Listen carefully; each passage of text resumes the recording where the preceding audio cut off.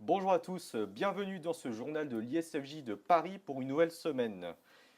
Raphaël Romero pour les titres de cette journée. À la suite de l'agression mortelle elle était en place depuis 2021.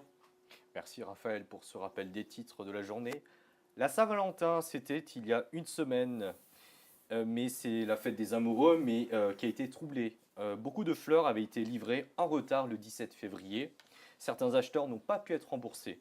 L'occasion pour nous de revenir et de débriefer cette période qui vient de s'achever.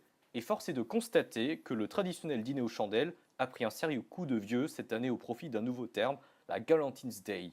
Alors Raphaël, expliquez-nous, est-ce qu'on a décidé de remplacer son conjoint par ses meilleurs amis? Non, pas du tout, Liam, on ne les remplace pas, simplement on leur fait un petit peu de place connecté du Wi-Fi. Merci Raphaël pour votre chronique culturelle. Après 2 semaines de compétition intense au cœur des Alpes italiennes, les Jeux olympiques d'hiver de Milan-Cortina de 2026 se sont officiellement achevés avant hier soir. Nous allons bien sûr revenir sur les performances des Français, mais avant cela, bonjour Olivier.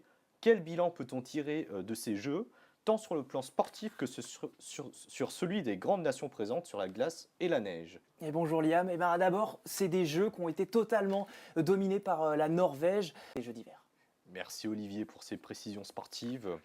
La santé mentale des étudiants, un sujet longtemps resté tabou. Anxiété, dépression, solitude, précarité. Derrière les amphis et les examens, une génération qui est sous pression. Depuis la crise sanitaire, les signaux d'alerte se multiplient, mais les réponses peinent à suivre. Manque de psychologues, délais d'attente interminables, dispositifs jugés insuffisants, beaucoup d'étudiants se sentent livrés à eux-mêmes. Qui sont ces jeunes en souffrance? Pourquoi le système peine-t-il à les accompagner? Un reportage signé Anissé Owondi.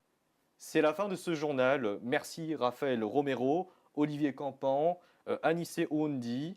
Merci à Victoria Laudrin et Julia Ferreira, Valentin Hardy qui était à la réalisation et au son, et à Nathalie de Rinxin. À très vite.